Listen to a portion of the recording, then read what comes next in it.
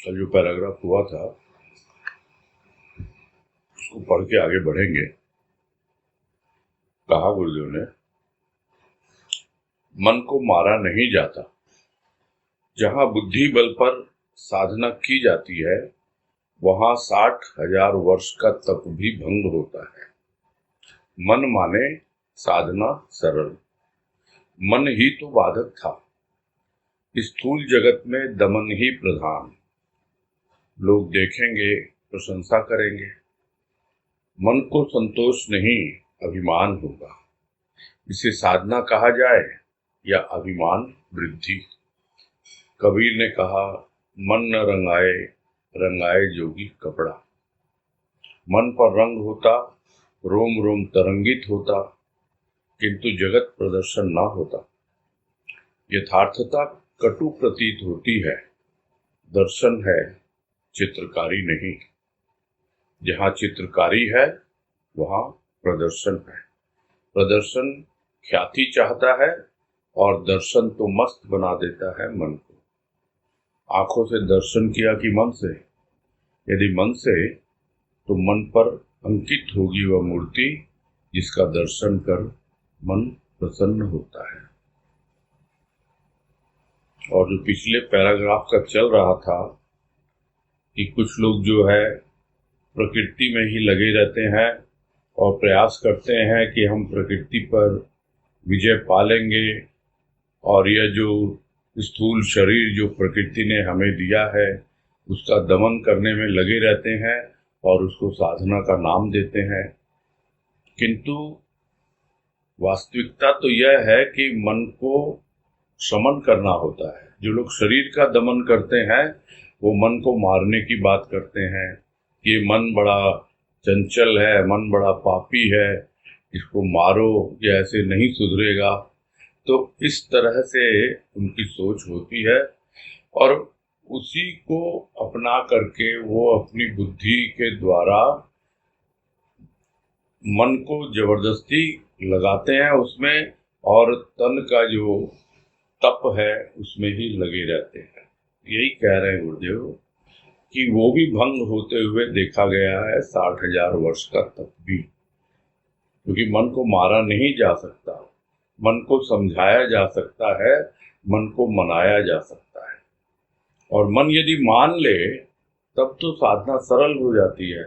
फिर कोई कष्ट साध्य नहीं है, कुछ भी परेशान करने वाली बात होती नहीं है। मन अगर नहीं मानता तभी वो बाधा डालता है, तो मन ही बाधक था। किंतु देखते हैं हम लोग स्थूल जगत में भी कि सब अपना शरीर का जो दमन है, शरीर को सुखाओ, शरीर का तप करो, ये भोजन करो, ये न करो, ये व्रत करो, ये उपवास करो, यानी सारा का सारा जो खेल है वो स्थूल में ही रमा रहता है। क्योंकि स्थूल जगत से ज्यादा उनकी सोच होती नहीं है और इसके द्वारा करते हैं वे कुछ ऐसा कार्य करते हैं जो अप्राकृतिक होता है और इसीलिए वो चमत्कार कहलाता है और लोग देखेंगे, उसको प्रशंसा करेंगे। तो क्या है, मन को तो अभिमान होता है ना, किंतु फिर भी मन को संतोष नहीं मिलता है। भले ही वो कितना कहें कि नहीं नहीं हमारी तो साधना सफल हो गई, तो साधना सफल तो बाहर से दिखाने के लिए है, किंतु क्या मन को संतोष हुआ? और फिर यदि कोई इसे साधना कहे तो फिर ये तो गलत बात है ना। ये जो कुछ भी किया जा रहा है अपने प्रसिद्धि पाने के लिए, अपना नाम पाने के लिए और अपने अभिमान की वृद्धि करने के लिए किया जा रहा है, तो उसको साधना कैसे कह सकता है? साधना तो वो होती है जो बिल्कुल सहज और सरल हो, और सहज और सरल तभी होती है साधना जब मन उसको स्वीकार कर ले। और मन स्वीकार कब करता है? जब मन को उस कार्य में रस मिलने लगता है, फिर सब कुछ एकदम सहज प्रतीत होता है। और नहीं तो साधना के नाम पर अभिमान की ही वृद्धि होती है। ठीक है, कबीर कहते हैं कि सिर्फ कपड़ा रंगाने से कोई जोगी नहीं हो जाता, मन को रंगाना होता है। तो मन पर यदि रंग होता तो अपने आप समझ में आ जाता कि रोम रोम तरंगित हो रहा है और कुछ भी प्रदर्शन की आवश्यकता नहीं होती। किंतु उनको तो प्रदर्शन ही चाहिए ना।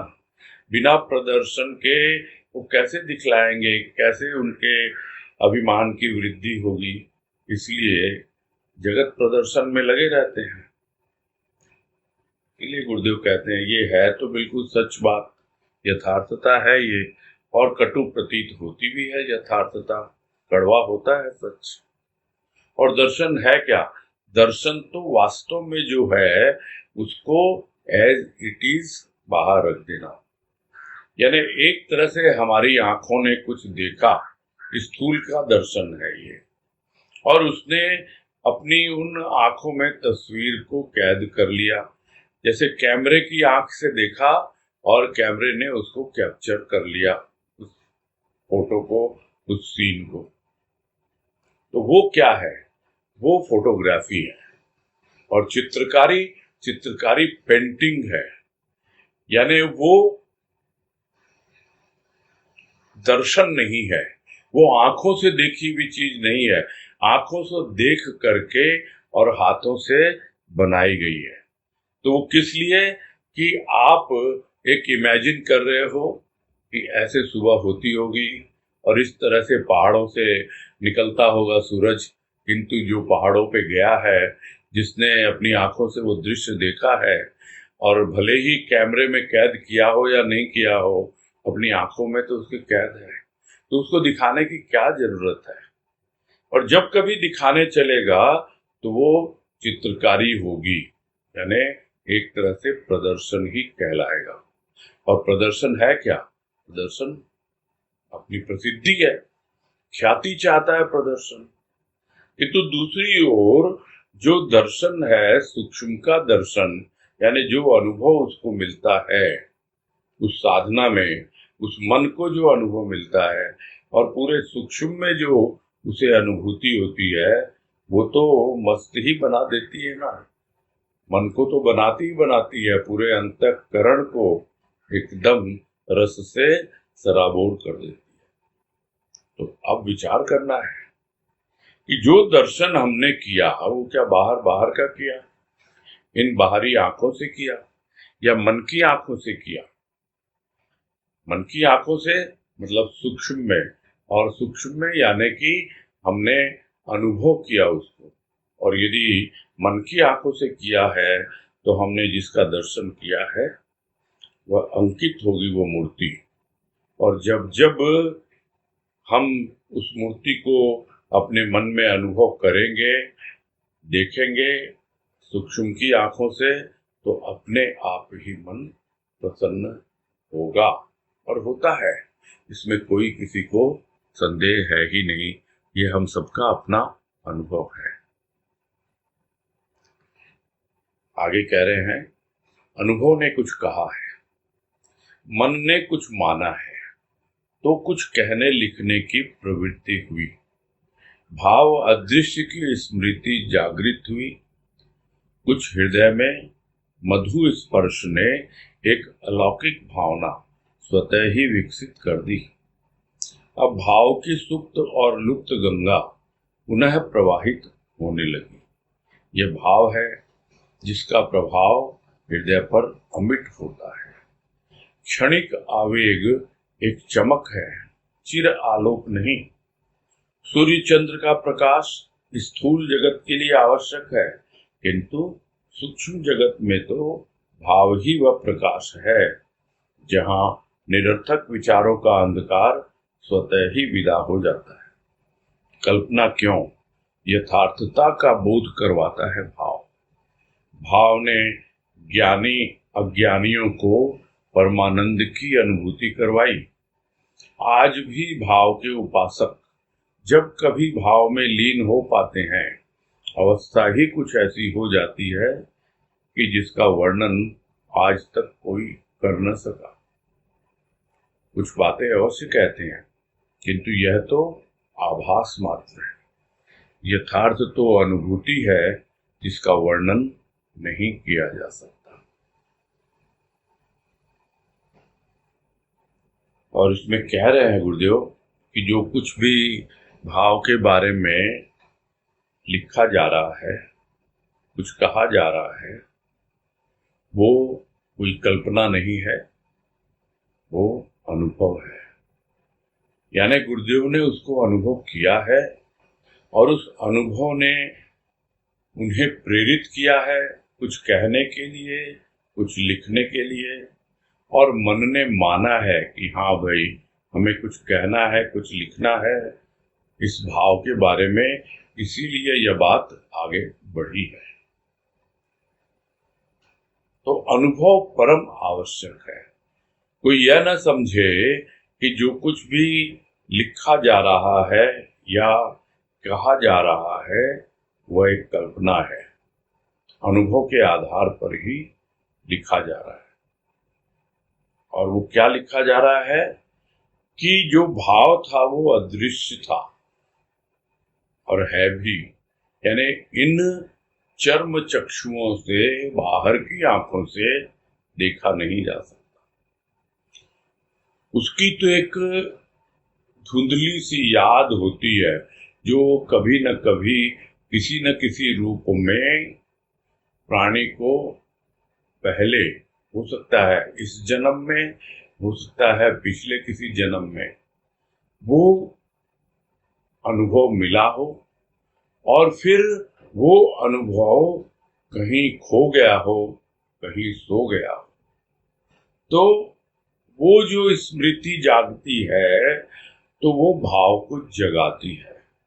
तो वो भाव अदृश्य है और उसकी जब स्मृति जागृत होती है तो उसका क्या लक्षण है यह बता रहे हैं गुरुदेव। कैसे मालूम पड़े कि कुछ हृदय में मधु स्पर्श ने एक अलौकिक भावना स्वतः ही विकसित कर दी। यानी एक अलग प्रकार का भाव, भावना, विचार, कुछ भी कहें हम, वो आता है जब उसकी भाव की अनुभूति होती है। भीतर हृदय में एक ऐसा स्पर्श मिलता है जो बड़ा ही मधुर है, बहुत ही रस से भरा हुआ है। इस तरह का जब अनुभव मिलता है तो कभी पहले उस तरह की भावना या उस तरह का विचार भीतर आया नहीं और वो धीरे धीरे विकसित होने लगता है। ऐसा है एक बार यदि स्मृति जाग जाए तो। किसकी स्मृति? भाव की स्मृति। एक स्मृति जागती है हमारी कि हम किस लिए आए इस संसार में, भूले हुए थे दुनियादारी में। फिर स्मृति जागती है तो हमें याद आता है कि अरे, हमें तो प्रभु को याद करना है, उसने हमें भेजा है, हमारे ऊपर उसका कुछ ऋण है, उस ऋण से हमें उऋण होना है। तब हमारी स्मृति जागती है और वो स्मृति जब जागती है तो हम फिर दर्शन के लिए व्याकुल होते हैं। एक वाणी याद आ गई बोलते बोलते गुरुदेव की, चेतना की वाणी है कि स्मृति से दर्शन के लिए व्याकुल। अब स्पर्श के लिए छटपटाने लगा। यानी दर्शन तो किए उसके, किसके? जिसके लिए स्मृति जागी, उस भगवान के। और वो भगवान जब सद्गुरु बन के आया हमारे जीवन में, तब हमने उसके स्थूल रूप में दर्शन किए। अब हम छटपटा रहे हैं उसके स्पर्श के लिए। वो उनका स्पर्श क्या है? उनका स्पर्श है भाव का स्पर्श। और वो भाव का स्पर्श जब मिलता है तब हमें लगता है कि वो जो अदृश्य भाव था अब वो जागृत हुआ है, उसकी स्मृति अब जागृत हुई है। पहले स्थूल जीवन में एक स्मृति जागी थी तो हमें संत मिला। अब सत्संग में एक स्मृति जागी तो हमारे भीतर भाव के प्रति एक चाव पैदा हुआ और जब उसकी अनुभूति मिलने लगती है, हृदय में एक ऐसा मीठा मीठा एक स्पर्श लगता है, रस सा घुलता है, तब हमें मालूम पड़ता है कि एक अलौकिक भावना यानी इस लोक की नहीं लगती, लगता है पता नहीं कौन से लोक से ये सब बातें आ रही हैं, ये सब अनुभव मिल रहे हैं, और उसके लिए कोई प्रयास नहीं करना पड़ता। अनायास अपने आप स्वतः ही विकसित होने लगती है वो बातें। तो फिर क्या होता है कि भाव की सुप्त और लुप्त गंगा, यानी सुप्त था भाव, सोया हुआ था, लुप्त था यानी गायब था, खोया हुआ था। तो सोया हुआ और खोया हुआ वो भाव पुनः ऐसा प्रवाहित होने लगता है जैसे गंगा जो छिपी हुई थी हिमालय में और प्रकट हो गई भीतर से और प्रवाहित होने लगी हमारे चित्त में वो भाव की गंगा। ये भाव ही है। यदि उसका प्रभाव पड़ जाए हृदय पर तो फिर कभी नहीं मिटता, और हो सकता है पहले कभी न कभी उसका प्रभाव हमारे ऊपर पड़ा होगा। वो अमिट प्रभाव जो पढ़ा उसी की स्मृति हमारे भीतर जागृत हुई, और अब वो और आगे बढ़ता चला जा रहा है। जो एक छोटी सी अनुभूति थी वो अब विकसित होती जा रही है, भाव की गंगा प्रवाहित होती चली जा रही है। ये ऐसा है भाव कि एक बार हृदय पे आ जाए तो उसका प्रभाव मिटता नहीं है, लुप्त तो हो सकता है, सुप्त तो हो सकता है, किंतु मिटेगा नहीं। उस पे धूल जम सकती है दुनियादारी की। जिस किसी को भी भाव की अनुभूति हुई हो वो कभी उसको भूल भी जाए तो भी समय पा करके उसके ऊपर जो धूल पड़ी हुई है भूल की, वो अपने आप ही सद्गुरु की कृपा से हट जाती है, क्योंकि प्रभाव तो अमिट है उसका। हाँ, यह अवश्य है कि कोई जो प्रभाव हुआ एक क्षणिक आवेग के रूप में हुआ, जिसको हम देखते हैं कभी कभी एक झटका सा लगता है, तो वो तो ऐसे ही है, वो तो एक चमक है। जैसे कि आसमान में बादल घिरे और बिजली सी चमकी, तो वो तो एक चमक है, थोड़ी सी देर के लिए है, वो चिर आलोक नहीं है। यानी वो भाव फिर लुप्त हो जाता है, फिर सुप्त हो जाता है। चिर आलोक जब बनता है यानी हमेशा के लिए वो हृदय पे छाया रहता है, तब उसके सामने तो यह सूर्य और चंद्र के प्रकाश भी धूमिल पड़ जाते हैं। स्थूल जगत के लिए हो सकता है यह आवश्यक हो, किंतु सूक्ष्म जगत में तो भाव का प्रकाश ही हमारे काम आता है। किस प्रकार काम आता है कि जितने भी निरर्थक विचारों के और विकारों के जो भी अंधेरे थे वो अपने आप मिटने चल लग जाते हैं। जो बातें हमेशा होती रहती है, प्रकाश आया नहीं कि अंधकार अपने आप पलायन कर जाता है। अंधकार को धक्का देके निकालना नहीं पड़ता है। वैसे ही है, हम सोचते हैं कि बहुत से लोग हमेशा हमारे इर्द गिर्द लगे रहते हैं और हम उनसे पिंड छुड़ाना चाहते हैं। अरे आप उनसे थोड़ी सी भाव की बातें कीजिए, यदि उनको रुचिकर लगेगी तो वो बैठेंगे, नहीं तो अपने आप वो चले जाएंगे, पिंड छूट जाएगा अपने आप। आपको कोई विशेष प्रयास नहीं करना पड़ेगा, और आपकी पर्सनैलिटी, आपका व्यक्तित्व ऐसा बन जाए कि लोग यह समझे कि भाई इससे तो यही बातें की जा सकती हैं, कोई और दूसरे प्रकार की बातें इसको सुहाती नहीं है। इसको गुरुदेव कहते हैं एक वाणी में, भाव भाए और कुछ न सुहाए। तो यदि वो हमारा जीवन बन जाता है तब हमें समझ में आएगा कि विचारों का जो निरर्थक विचार हैं, विकार हैं, और संक्षेप में यदि कहा जाए तो अभाव है। ये अभाव ही वो अंधकार है। तो वो अभाव का अंधकार अपने आप ही विदा हो जाता है।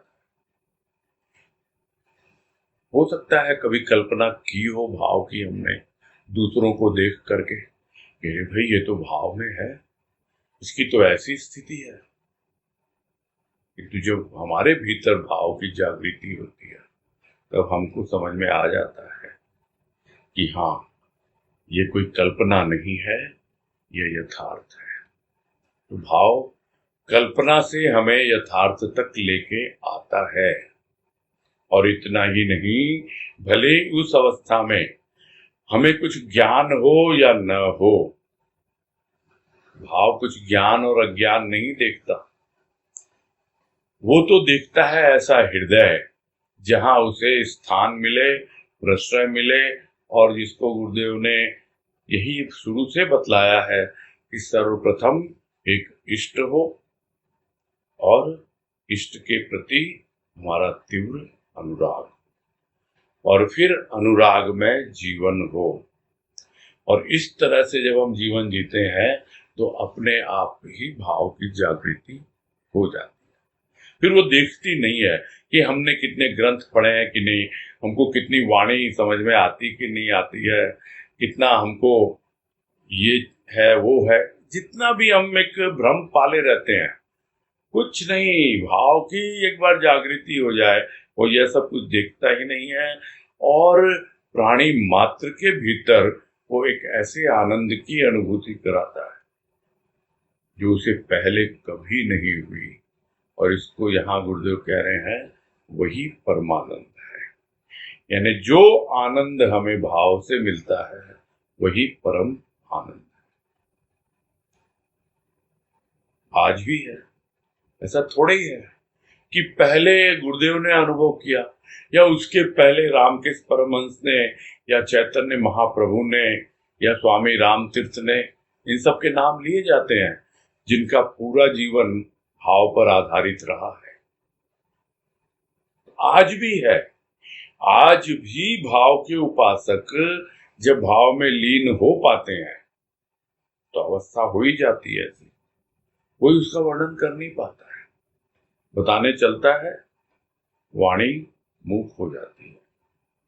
और अगर कुछ बोलता भी है कुछ बातें तो वो एक आभास है, उसका एक झलक है, किंतु वो अनुभूति वो तो वास्तविकता है, उसको कोई वर्णन कर नहीं पाता। जिसको कहा जाता है गूंगे का गुड़ है, बस इतना कह सकता है मैंने इशारे से कि मैंने इसका स्वाद चखा है, बोल नहीं पा रहा हूं। तुम भी इसका स्वाद चखो तब जान पाओगे।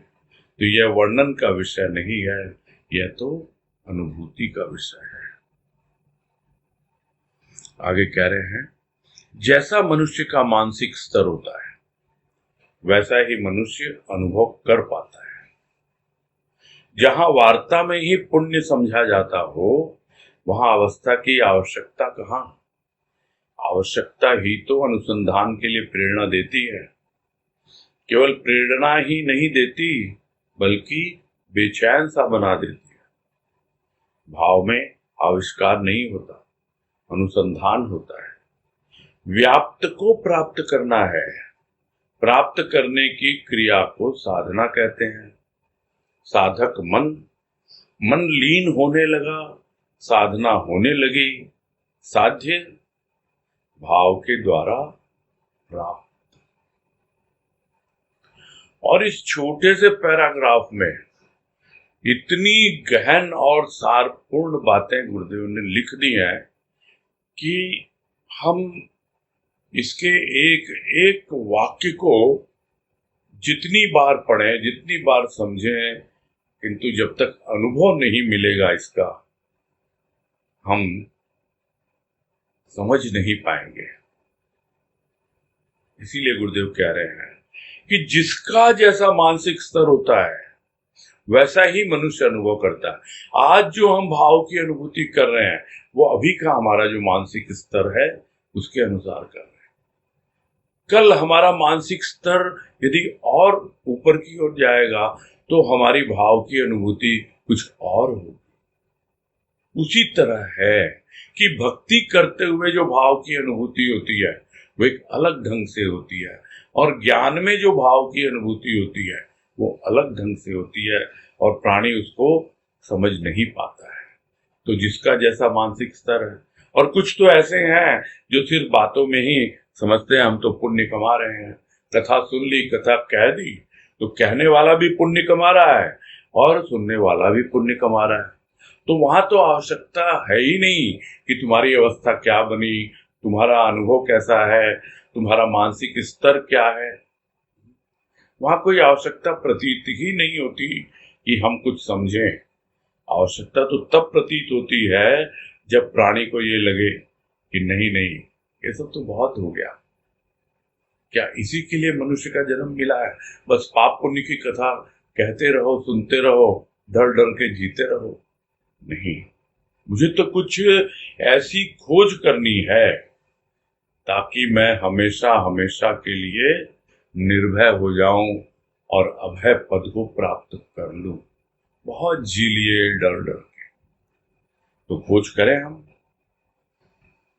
यदि हमें आवश्यकता प्रतीत होती है उसकी, तो क्योंकि आवश्यकता ही अनुसंधान की जननी है। यदि हमें आवश्यकता प्रतीत होगी तो ही हम खोज करेंगे। अनुसंधान मतलब खोज, तभी खोज करेंगे हम, और नहीं तो देखा देखी कोई खोज नहीं होती है। यदि हमें भाव की आवश्यकता है ही नहीं तो फिर हमें भाव की कोई खोज होगी नहीं, कोई है ही नहीं, खाली बातें ही बातें होंगी, और हम यही समझेंगे कि हाँ, हमने तो भाव योग पुस्तक का पाठ कर लिया और हमको बहुत पसंद आती है ये, हम तो रोज रोज इसका ये पोर्शन पाठ करते रहते हैं, बहुत पुण्य मिलता है हमको। ये कौन सी सोच है? इससे बाहर निकलना पड़ेगा। यदि वास्तव में हमें इसकी जरूरत है तभी हमारी खोज होगी, और हम खोज करने के लिए प्रेरित होंगे, और खोज तो स्वयं की जाती है। गुरुदेव अपनी खोज का नतीजा हमारे सामने रख रहे हैं, यही बता रहे हैं कि यदि तुम्हें आवश्यकता है तो अनुसंधान के लिए, खोज के लिए अपने आप तुम्हें प्रेरणा मिलती है। और यह आवश्यकता सिर्फ प्रेरणा ही नहीं देती है बल्कि बेचैन सा बना देती है। कब मिलोगे तुम? कैसे मैं पाऊं? क्या करूं, नहीं करूं? अरे मुझे भाव की अनुभूति चाहिए और उस भाव के द्वारा मैं आगे बढ़ना चाहता हूं। इतनी बेचैनी हो जाती है भीतर में, तो एक बार भावपूर्ण जीवन जीने लगता है, भाव को अपना लेता है, तो ऐसा नहीं है कि बेचैनी खत्म हो जाती है, खोज जारी रहती है। तो भाव में अनुसंधान होता रहता है, आविष्कार नहीं होता। आविष्कार क्या होता है? आविष्कार यह है कि आप कुछ नया लोगों के सामने रखें, जिसको कहते हैं इन्वेंशन, कि इसने ये इन्वेंट किया, कि भाई पहले मालूम ही नहीं था किसी को कि कोयले के अंदर में इतनी शक्ति छिपी हुई है कि वो एक इंजन को चला सकता है। तो कोयले से अग्नि तो बनती थी किंतु उससे स्टीम बनी, और उस स्टीम से स्टीम इंजन बना। तो ये क्या हुआ? ये एक आविष्कार हुआ, स्टीम इंजन का आविष्कार हुआ। किंतु क्या कोयला पहले नहीं था? क्या स्टीम पहले नहीं थी? तो नया क्या था इसमें? कुछ नहीं था। तो आविष्कार क्या है? आविष्कार कुछ नया वो भौतिक में ही होता है, और अनुसंधान जो है वो व्याप्त को प्राप्त करना है। यानी वो व्याप्त है, जो तत्व जिसकी खोज की वैज्ञानिकों ने, वो पहले से मौजूद था, इसलिए उसका अनुसंधान किया गया, और जो लोगों के सामने रखा गया वो कहते हैं आविष्कार है। किंतु भाव में कुछ भी आविष्कार नहीं, वो सब व्यक्त कर चुके हैं जो भी व्याप्त है पूरी सृष्टि में, भाव के द्वारा हम उसकी खोज करते हैं और इस प्राप्त करने की क्रिया को ही साधना कहा जाता है। यानी भाव एक प्रकार की साधना है। अलग अलग अवस्थाएं जैसे साधना की होती हैं, वैसे ही भाव की भी अलग अलग अवस्थाएं होती है। जैसा जिसका मानसिक स्तर होता है वैसा ही हमें अनुभव मिलता रहता है। तो प्राप्त करने की क्रिया जो है वही साधना है। और साधक कौन है? मन है। और मन जब लीन होने लगता है साधना में तो अपने आप ही साधना सहज हो जाती है। कुछ एफर्ट नहीं करना पड़ता। और करते करते जब साध्य तक पहुंच जाता है साधक यानी मन, तो फिर पूरी तरह से उसमें समा जाता है। प्रारंभ तो होता है नमन से। नमन यानी झुकना, शरण में आना। और फिर अंत कहाँ होता है? अंत भी होता है नमन से।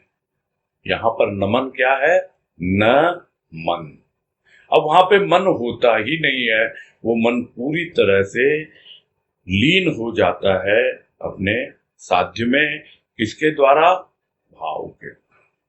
यानी अब भाव का काम भी पूरा हो गया। साधक, साधन और साध्य तीनों एकाकार हो गए।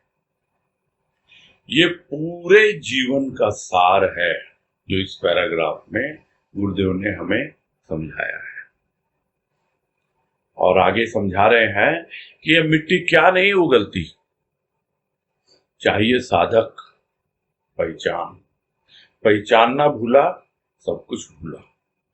भूल की पूर्ति स्थूल वस्तुओं से करना चाहता है मनुष्य, तो कैसे हो? स्थूल जब तक स्थूल है, प्राप्ति असंभव। सूक्ष्म में रूप नहीं, भाव है। कोयला है, भाप कहाँ? भाप है, अब कोयला कहाँ? रूप नाशवान, स्वरूप चिरस्थायी। स्वरूप दिखलाई नहीं देता, अतः रूप के लिए ही मनुष्य छटपटाता रहता है। क्या काला, क्या गोरा? चर्म किंतु मर्म तो चर्म नहीं, मर्म में धर्म निहित है। मानवकृत धर्म नीति और बुद्धि की उपज है। यथार्थ धर्म तो प्राणी में रमा हुआ है, जमा हुआ नहीं। जमा हुआ है संस्कार। संस्कार सूक्ष्म जब स्थूल रूप धारण करते हैं तो मनुष्य समझ नहीं पाता कि भले बुरे विचार आए कहां से। विराट विश्व, अनेक रूप, अनेक गतिविधि। किस कार्य की, किस शब्द की अमूर्त मूर्ति संस्कार के रूप में जम गई मन में, जिसे भुलाया नहीं जा सकता। उन संस्कारों के इशारे पर तन मन नाच रहा है, ताल बेताल, और शांति का नाम नहीं। भाव कहाँ? ये संस्कार तो अभाव के ही थे और हैं। विचारों के कण जमते चले गए और ऐसे जमते चले गए कि अब उनसे छुटकारा पाना आसान नहीं। किंतु हताश और निराश होना तो जीवन नहीं। और इस पैराग्राफ में गुरुदेव जो पिछले पैराग्राफ में शुरू में कहा कि जैसा मनुष्य का मानसिक स्तर होता है वैसा ही मनुष्य अनुभव कर पाता है, उस एक लाइन को इस पूरे पैराग्राफ में गुरुदेव ने एक्सप्लेन किया है। किस तरह से वो हम समझे। बहुत सिंपल बातें समझाई है यहाँ पर कि यह मिट्टी क्या नहीं उगलती, यानी शरीर में से क्या नहीं प्रकट हो सकता है। एक मनुष्य का शरीर मिला है हमें, क्या नहीं हम प्रकट कर सकते, क्या नहीं भीतर से निकाल सकते। कुछ भी असंभव नहीं है। किंतु क्या चाहिए? उसके लिए चाहिए साधक। वैसा साधक होना चाहिए, उसका मानसिक स्तर वैसा होना चाहिए और साथ ही उसको पहचान होनी चाहिए कि क्या अच्छा है, क्या बुरा है। वो जिस लाइन में चल रहा है, जिसकी खोज कर रहा है, हाँ वो है ना, सही दिशा में आगे बढ़ रहा है ना, इसकी पहचान बहुत आवश्यक है। किंतु जब पहचानना भूल जाता है तो फिर जो कुछ भी मिलता है वो भी भूल जाता है। और ये सब पहली बार नहीं हुआ है, पहले न जाने कितनी बार हुआ है, पिछले जन्मों में भी न जाने कितनी बार हुआ होगा कि वो जो पहचानना भूल गया तो फिर सब कुछ भूल गया। वो भूल गया कि भाव उसके भीतर जमा हुआ है, भाव उसके भीतर सुप्त है, सोया हुआ है, भूल गया इस बात, अभी खोया हुआ है, लुप्त है, भूल गया इस बात को। अब क्या करेगा? वो भूल की पूर्ति करता है, फिर भाव को तो खोजता नहीं, वैसा साधक है नहीं, वैसा विचार मन में नहीं है, इसलिए भूल की पूर्ति करता है, जो गलतियां हैं उसको पूरा करने की कोशिश करता है। इससे स्थूल वस्तुओं से। तो वो कैसे संभव है कि आप सूक्ष्म की पूर्ति स्थूल से कर लो? क्या यह संभव है? आपके मन में व्याकुलता है, किसकी है आपको पता नहीं, पता नहीं ना, पता करें, पहचाने उसको, क्या व्याकुलता है। हम स्थूल वस्तुओं से पूरा करना चाहते हैं किंतु होता है नहीं वो। तो स्थूल जब तक स्थूल है, यानी स्थूल में ही रमा रहेगा यह स्थूल शरीर, तब तक तो प्राप्ति असंभव है। और दूसरी ओर सूक्ष्म है, और सूक्ष्म जो भी है उसका कोई रूप है नहीं, उसमें तो भाव है, किसी न किसी प्रकार का भाव होगा ही सूक्ष्म में। यानी सूक्ष्म जो मन बुद्धि चित्त अहंकार, उसमें किसी न किसी प्रकार का भाव तो होगा ही। भाव से कुछ भी खाली नहीं है। जिस तरह जड़ में भी कुछ न कुछ चेतन है तभी उसका अस्तित्व है, वैसे ही मन बुद्धि चित्त अहंकार में भी वो चेतन भाव है, तभी मन बुद्धि चित्त अहंकार का अस्तित्व है। रूप दिखलाई नहीं देता है भाव, भाव ही भाव होता है। तो स्थूल रूप में क्या होता है?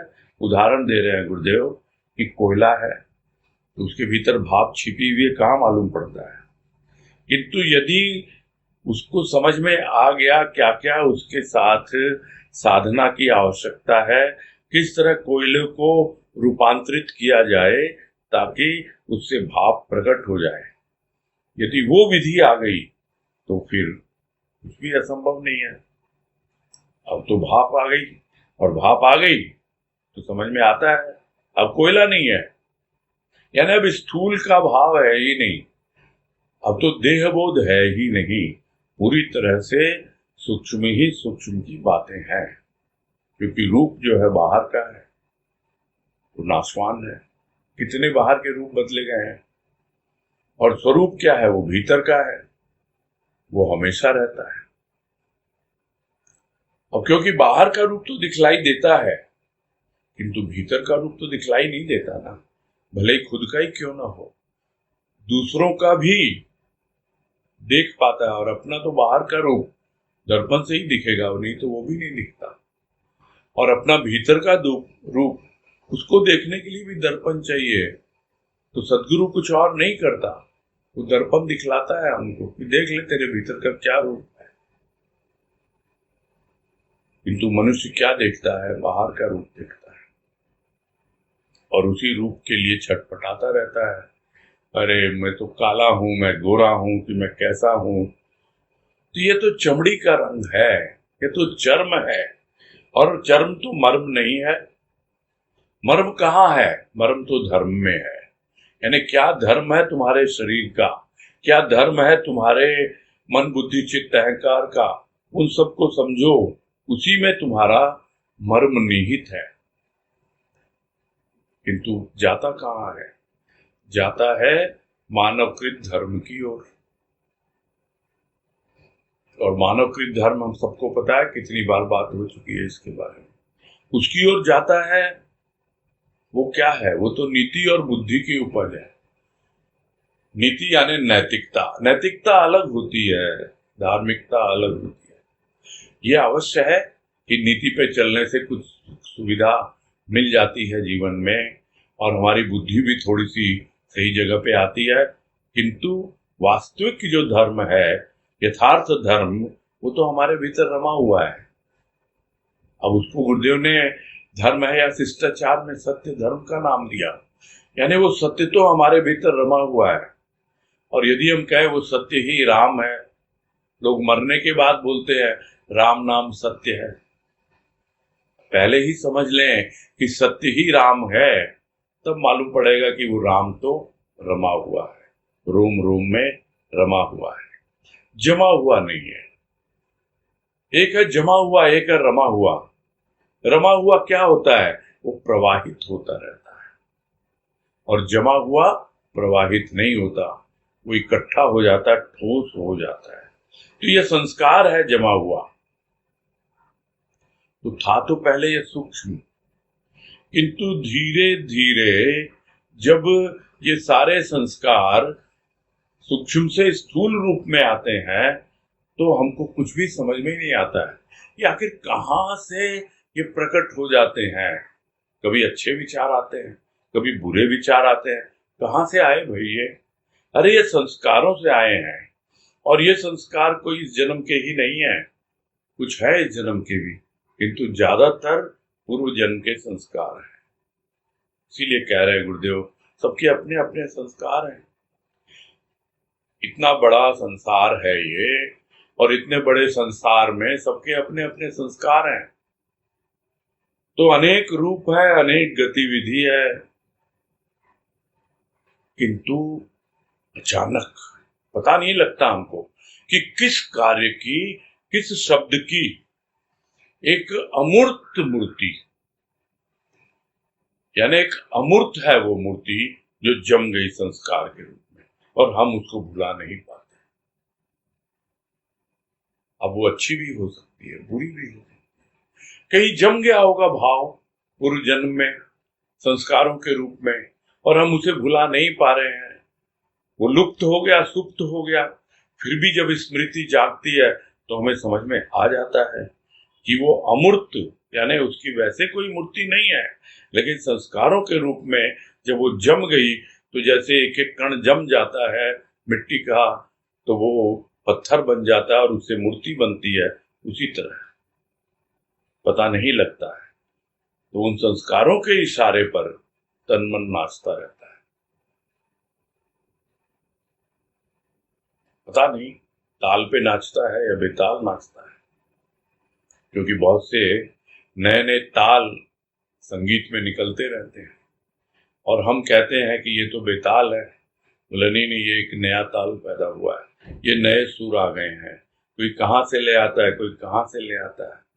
तो अनेक प्रकार के संस्कार, अनेक प्रकार की मान्यताएं, अनेक तरह के धर्म, अनेक प्रकार की नीति, इन्हीं सबके इशारे पर मन नाचता रहता है। पता नहीं लगता कि ताल है या बेताल है, और कहीं भी शांति का नाम नहीं। इसलिए उसका मानसिक स्तर उठ नहीं पाता है, इसलिए उसे अनुभव नहीं मिल पाते हैं। ये है इन सब बातों का सार। तो कहाँ है भाव ऐसे में? ये जितने भी संस्कार थे अभाव के ही थे और हैं। तो विचारों के कण जमते चले गए, और ऐसे जमते चले गए कि अब उनसे छुटकारा पाना आसान नहीं है। ऐसा लगता है कि हाँ, छुटकारा पाना आसान नहीं है, किंतु हम हताश और निराश क्या हो जाएंगे? नहीं, हमको दिया है गुरुदेव ने भाव। ढूंढेंगे भाव कहाँ है? भाव भी हमारे भीतर जमा है, संस्कारों में किसी न किसी रूप में। वो भी दब गया है कहीं नीचे। कृपा होगी उसकी तो वो जागेगा, और जाग के हमें दिखलाएगा अपना रूप, अपने भीतर में स्वरूप में अपना बोध करवाएगा कि देख समझ, मेरा नाम ही भाव है। बस यही पूरा कर।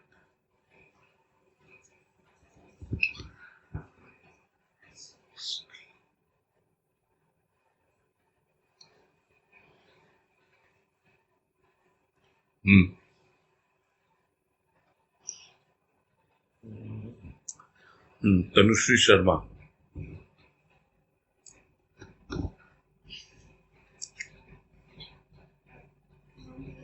हाँ नमस्कार, बोलो। ये प्रश्न कि भाव अपने मतलब कि सुख रहता है हमारे भीतर होता है, लेकिन सुख होता है। हाँ, तो ये कहाँ पे होता है, किस जगह होता है ये? सब जगह होता है। चेतना कहाँ नहीं है? जड़ में भी चेतना है, बहुत थोड़ी सी है। उसी तरह भाव कहाँ नहीं है? सब जगह भाव है। मन में है, बुद्धि में है, चित्त में है, अहंकार में, सब जगह है। यहां तक कि स्थूल में भी भाव है। क्योंकि जब हम सुनेंगे ना, तो किसी वाणी को सुन के जब हम पढ़ेंगे, तो कुछ वाणी को पढ़ के या शब्दों को पढ़ के ही कभी कभी भीतर से एकदम हम विगलित हो जाते हैं। वो क्या है?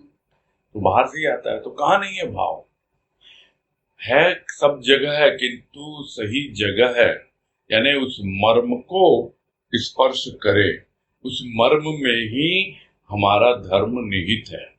यानी मर्म एक होता है, उसका क्या रहस्य है? एक मर्म का मतलब होता है हमारे भीतर एकदम जो भी थोड़ा बहुत भी कोमलता है, भले ही हमारा हृदय पत्थर का हो गया हो संस्कारों के द्वारा, किंतु कहीं न कहीं तो उसमें कोमलता होती है, उसको स्पर्श करता है, वहां भाव छिपा हुआ होता है। तो किसी भी रूप में कहीं पर भी स्पर्श कर सकता है भाव, और बाहर से भीतर आ सकता है, और भीतर अपने आप भी जाग सकता है। वो सब आगे बताएंगे गुरुदेव कि भाव कैसे जागता है कि नहीं जागता है। यहाँ तो इस जो आज पैराग्राफ हुआ, उसमें तो पूरा अपना अनुभव गुरुदेव ने लिखा है। जो शुरू किया कि अनुभव ने कुछ कहा है, मन ने कुछ माना है, और उसी को वो अपना वर्णन कर रहे हैं, स्वयं का अनुभव उस पैराग्राफ में। और उसके बाद बतला रहे हैं कि वास्तव में दुनिया में क्या होता है, कि जैसा मनुष्य का मानसिक स्तर होता है, अब उसके अनुसार यदि वो आगे बढ़ जाए तो उसको साध्य मिल जाता है भाव के द्वारा। किंतु क्यों नहीं मिलता? क्योंकि वो ठीक से पहचानता नहीं है, समझता नहीं है कि उसको भाव की अनुभूति हो रही है। शुरुआत तो कैसे भी होना, उसको पकड़े तो सही है। थोड़ा सा एक अनुभव में तो आए भाव, कभी भी आ सकता है, किसी रूप में भी आ सकता है। अच्छा, तो मतलब ये जहाँ पे भी मर्म हो, मर्म का मतलब कोमलता। जी हाँ। तो जहाँ जैसे मन बुद्धि चित्त अहंकार में भाव है, तो कहने का तात्पर्य है कि वहाँ कुछ कुछ कोमलता तो है, सब जगह भाव है। हाँ जी। और स्थूल में भाव किस तरह से कहीं पर भी है। आप कुछ नहीं, आप इतना सिंपल तरीके से समझो कि हमारे शरीर में त्वचा के अनेकों रूप हैं। कहीं वो त्वचा सख्त है, कहीं वो कोमल है। तो जब कोमल स्थान पे हमें स्पर्श मिलता है, तो हमें एकदम से रोम रोम में जैसे एक झुरझुरी होती है, जिसको हम बोलते हैं कि कपकपी सी होने लगती है, गुदगुदी सी होने लगती है, होती है ना। बस वैसे ही है। वो जब अनुभव मिलेगा ना आपको कोमल स्थान पर, तो अपने आप ही एक झुरझुरी सी, जिसको कहते हैं ना गुरुदेव कि वो तो रोम रोम में रमा हुआ है, वो आपको अनुभव में आएगा। ठीक है। ये आपने बोला कि प्रेम भी एक भाव है। हाँ। तो आप प्रेम में और भाव में डिफरेंस क्या है? डिफरेंस क्या है? बॉम्बे इंडिया में है। तो बॉम्बे में इंडिया में क्या डिफरेंस है? बताओ जरा।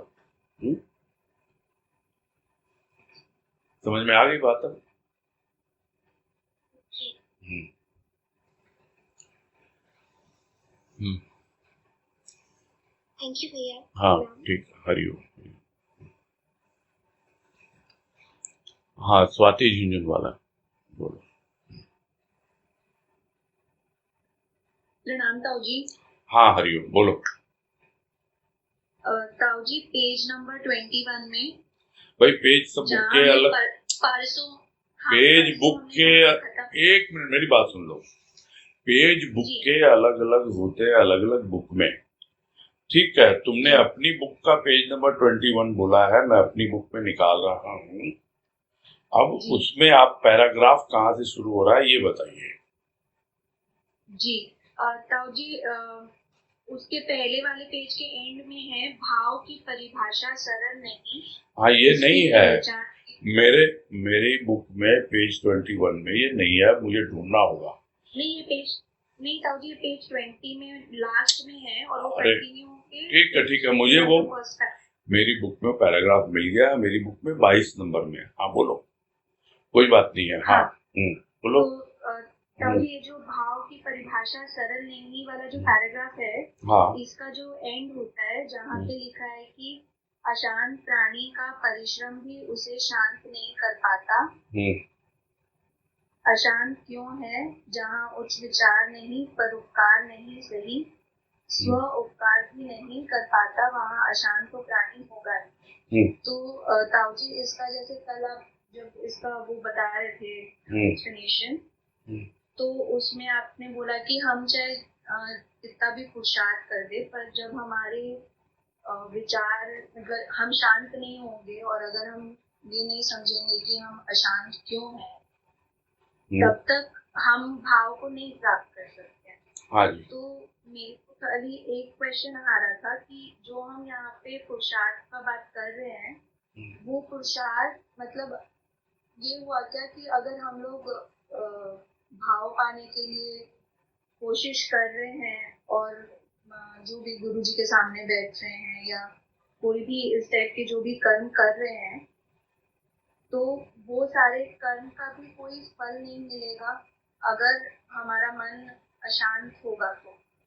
लेकिन उसके आगे बताया ना गुरुदेव ने कि आवश्यकी वस्तुओं का अभाव, उसी का वो चिंतन करता रहता है, उसके लिए वही चिंतनीय विषय है, और भाव की बातें निरर्थक सी प्रतीत होती हैं। यदि आपको भाव की बातें निरर्थक सी प्रतीत होती हैं और उसके बाद में आप कोशिश कर रहे हो कि आप शांत हो जाओ, मुझे भाव नहीं चाहिए, मैं अपने ढंग से शांति की खोज करूंगा, तो वो पुरुषार्थ करता है उसके लिए, जंगल में चला जाता है, पहाड़ों पर चला जाता है, कुछ भी करता है, कितना परिश्रम करता है वो, उससे वो शांत नहीं हो पाता है, ये कह रहे हैं। जी जी जी जी जी। और ताऊ जी, जो ये बात आ रही है कि हम लोग को लगन तो चाहिए पर साथ में तीव्रता भी चाहिए। हाँ जी। तो वो थोड़ा तीव्रता के ऊपर आप मतलब कुछ समझा सकते हैं क्या? मतलब ये तो समझ में आता है ऑब्वियसली कि तीव्रता मतलब बहुत इंटेंस होना चाहिए। हाँ। बट मतलब इस पे कुछ थोड़ा सा बताएंगे क्या तीव्रता के ऊपर? देखो, जिसको कहते हैं लगन तो है, लगन तो है, हर कोई चाहता है ना, चाहता है, लगा हुआ है, ऐसा नहीं है। सत्संग में लगे हुए हैं हम, और लगे हुए हैं मतलब हमारे भीतर लगन है, ऐसा नहीं है, किंतु उसके अंदर तीव्रता नहीं है। का मतलब ये हो गया कि इंटेंस को ऐसे समझ में नहीं आता है कि आपकी गाड़ी जो है चल रही है आराम से धीरे धीरे, किंतु आपका पांव जो है ना वो एक्सीलेटर पे नहीं है, यानी आपकी गति जो है ना वो बहुत ही स्लो है। यानी आपके लगन जो होना चाहिए, जिस तरह की लगन हो उसमें बहुत तीव्रता होनी चाहिए, यानी आपके भीतर इतनी बेचैनी हो कि बस मुझे तो भाव के द्वारा अपने प्रभु को प्राप्त करना ही करना है। तो वो जो है तीव्र अनुराग या तीव्र लगन हर जगह आपको मिलेगा गुरुदेव। तीव्र शब्द इस्तेमाल इसीलिए कर रहे हैं कि थोड़ा मोड़ा होने से नहीं होगा, है ना। बहुत स्ट्रांग चाहिए, इंटेंस चाहिए, या यूं कहे उसके लिए आपको जुनून होना चाहिए, तब जा करके हाँ आगे बढ़ेंगे। ठीक है जी साहब जी, थैंक यू। हाँ कोई बात नहीं, हरिओम हरिओम। हाँ अनीता तुलसियान।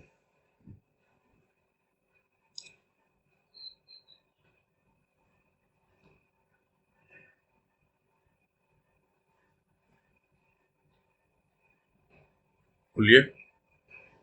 अरे म्यूट नहीं खोला क्या?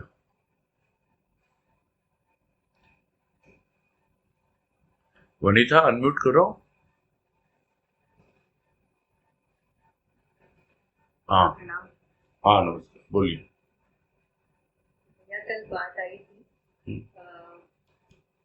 आपकी बुक की 23 नंबर में है, तो मेरा आपने 22 नंबर बताया, तो मेरे पेज में भी वैसे ही है। तो 23 नंबर पेज में है कल आई थी बात कि शून्य गगन में, शून्य मन में नव ज्योति प्रतिभासित होती है जब भाव का जागरण होता है और भाव की प्रभाव करेगा सेकंड लास्ट टाइम। तो ये दोनों मतलब मुझे ऐसे लग रहा था कि ऐसे भी लग रहा है कि भाव की अनुभूति तो है, और लेकिन ये जो ज्योति की बात आई थी तो मुझे लगा कि ऐसा कई लोग से सुनते हैं इस तरह की बात कि हमको बहुत ज्योति दिखाई दी, प्रकाश दिखाई दिया, लेकिन ऐसा तो कभी हुआ नहीं। तो क्या ये भाव की कमी क्या है? मतलब क्या भाव का सही है, हम समझ रहे हैं कि हमको अनुभव है और अनुभव नहीं है? नहीं, आपको कभी लगा कि शून्य गगन है, शून्य मन है, ऐसा लगा? हाँ भैया ऐसे तो हुआ है। हुआ है ना, तो फिर तो वो ज्योति अपने आप प्रकट हो जाती, और वो ज्योति इन आंखों से नहीं दिखती ना, वो सूक्ष्म की है तो वो अनुभव में ही आएगी। तो सूक्ष्म की चीजें तो अनुभव पर ही आधारित होती है। अब आपको हुआ है कि नहीं हुआ है, क्या हुआ है, क्योंकि ये जो बात गुरुदेव कह रहे हैं ना, ये जो भाव का जागरण, ये कुछ ऐसी अवस्था के लिए बोल रहे हैं क्योंकि आंख में कुछ देर के लिए क्षणिक, जिसको कहते हैं बिजली चमक गई है, तो वो चमकी तो है ना, आंख में थोड़ा सा आंसू आ गए, है ना, थोड़ा आया तो है ना कुछ ना कुछ, तो वो एक अलग अवस्था है, वो अवस्था अलग है।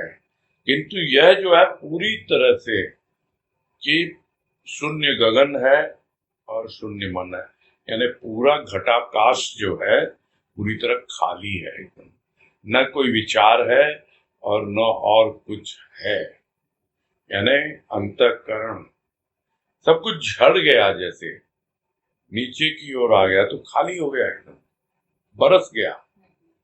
कैसे भी बरसा, भले ही अभाव के आंसू थे, बरस के निकल गए ना, हट तो गया ना, आसमान तो खाली हो गया ना, तब जाके अपने आप दिखेगा, अपने आप भाव अनुभव में आएगा।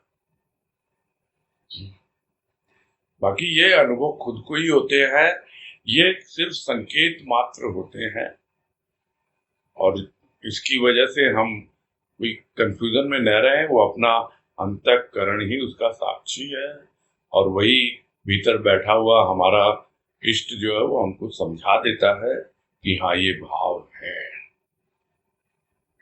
वो समझा देगा, कोई दूसरा नहीं बता सकता। आप मुझसे पूछोगे अपने अनुभव के बारे में, तो मैं तो अपने अनुभव के बारे में बता सकूंगा, आपके अनुभव के बारे में मैं नहीं बता पाऊंगा। वैसे ही गुरुदेव अपना अनुभव बता रहे हैं, अब आपका अनुभव हो सकता है कुछ डिफरेंट हो, ये है बात। और एक कल बात आई थी कि सत्य को जैसे बात है कि सत्य बहुत कड़वा होता है, जब तक कटु प्रतीत होती है 24 पेज पे, तो आपने एक बात कही थी कि सत्य को पचाने के लिए बहुत पाचन शक्ति चाहिए। हाँ जी, ये बात थी, और